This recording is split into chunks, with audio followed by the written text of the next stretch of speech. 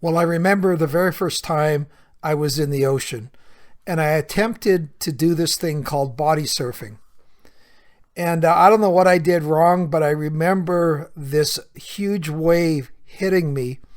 And essentially what I remember is throwing me onto the beach and me kind of picking sand out of my face and going, how is this supposed to be fun? Getting hit by a big wave throwing you on the beach. I think that some of you might relate to that the next time you have a strong wave of craving. I want to talk about waves of craving and how we deal with them on Finding Traction. Welcome aboard. Ready?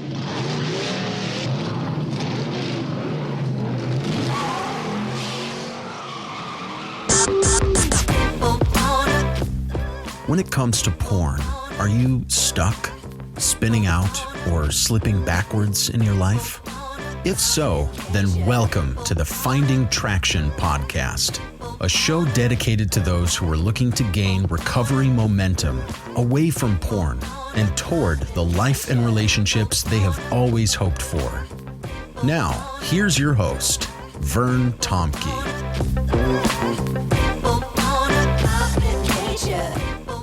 Well, let me just say that I have created a whole system that you can get access to different help resources. It's called Circle. And if you sign up for Circle, you can see it on the show notes. You will get access to a whole bunch of helpful worksheets. You will get access to all of the various podcasts. You will get access to now the first 2 lessons of the 52-week Finding Traction course.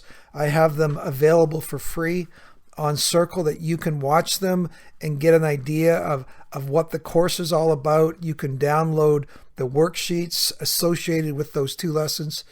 And if you're interested in taking the whole course, there's a way that you can sign up for that on Circle.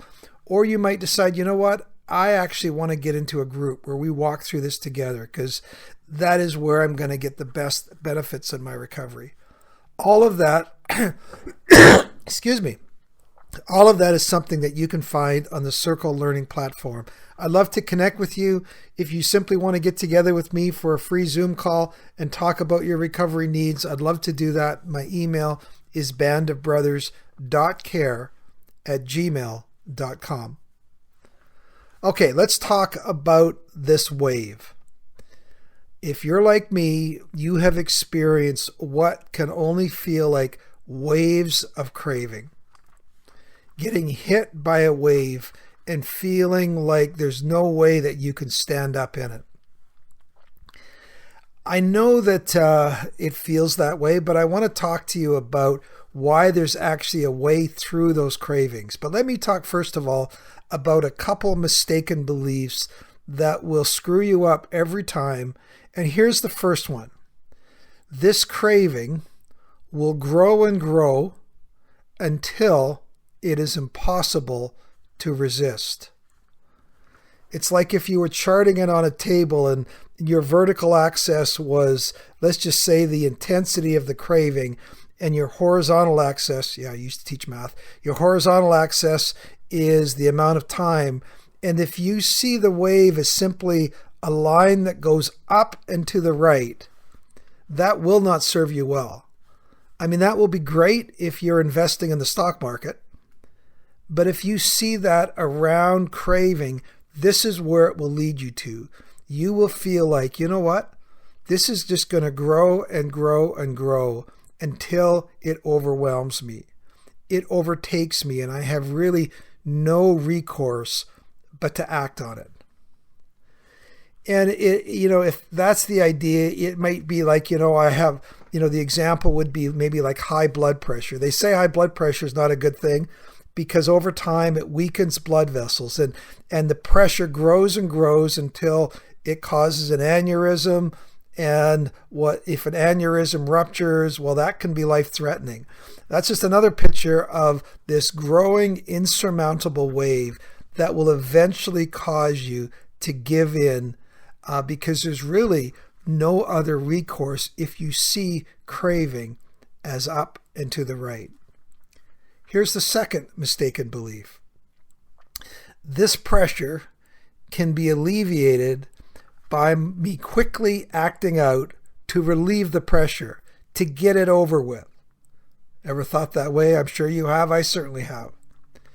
And why that's a mistaken belief and why that's so self-defeating is this. First of all, it simply reinforces the belief that this is insurmountable. Next, it adds one more string of reinforcement around your behavior, because every time you repeat a behavior, it grows in strength. Third, it introduces now new memories or avenues that are lodged in your brain. New names of porn stars or new names of things you've discovered that you now can't forget, that you have to deal with in your obsessive thinking way. Another thing is it often is not simply, it's not an over and done with, one and done kind of thing. You know as much as I do, oftentimes what it does is it opens up a whole new season of acting out, or a whole new state where you might go for hours, a whole afternoon, a whole weekend, even days at a time. The only thing that will break it is where you finally just, that breaks that spell is either your exhaustion or lack of sleep, or remorse overcomes your excitement, and then the stage is finally done. So there really is no such thing as one and done. And lastly, giving into the idea, I might as well just get this over and done with, leaves you with a feeling, now I have dug myself into a hole that I need to climb out of. I love using examples of ski hills. I've been on a few ski hills in my life, some that are steeper than my ability to ski. And one of the example here is you got onto a hill that was too steep, that had deep powder. You lose your ski. You slide halfway down the hill, and now it feels like you've got to somehow crawl back up the hill in waist-deep snow to try to retrieve your ski, while everybody on the ski lift laughs at you because of your stupidity. So this whole idea of, I just got to get into the, give into this craving, into this wave, never is a good idea. It is self-defeating. The idea that it is up and to the right, it will eventually cause me to act out, is also self-defeating. Here is the truth that you need to grasp onto. This wave of craving, wave of arousal, wave of desire is only a wave. A wave grows, it crests, and then it dissipates. I guess you could, I'm not a big science guy, but the sine waves? Any of you have taken physics or electricity or radio waves or sound waves? You get the idea, right? There's this oscillation, I think they call it. Yes, I don't know what I'm talking about. But you have peaks and troughs, right, in these waves. And that is not a bad picture of what happens in our lives, these waves we experience of arousal and craving. But here's the thing. Here's the positive thing. When a wave grows, it eventually crashes over you, and then you're on the backside of the wave. And you realize, oh my goodness, I survived that way. I didn't give into it. And on the backside of the wave, there's a new feeling of calmness, a new feeling of okay. And then over time, another wave comes. Here's the good motivating point. Over time, these waves get less. They're not as high and low in your lives. They actually become more spread out. It's like if you imagine taking a rope with this sine wave of peaks and troughs, and they're really pronounced. But then you take your hand and you grab both ends and you pull on it. As you do, those peaks and troughs become a lot lessened. And you realize, oh, this is just a wave. And if I make it through this wave, it's going to dissipate, and there will be a time of peace and serenity and calmness on the other side. And the more that I do that, the more I don't have a victim mentality, the more I realize this too will pass.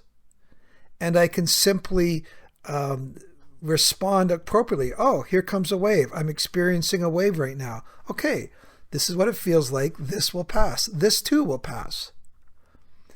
I'm working with one young single guy, and he's now, he's single. He's had a long history with porn.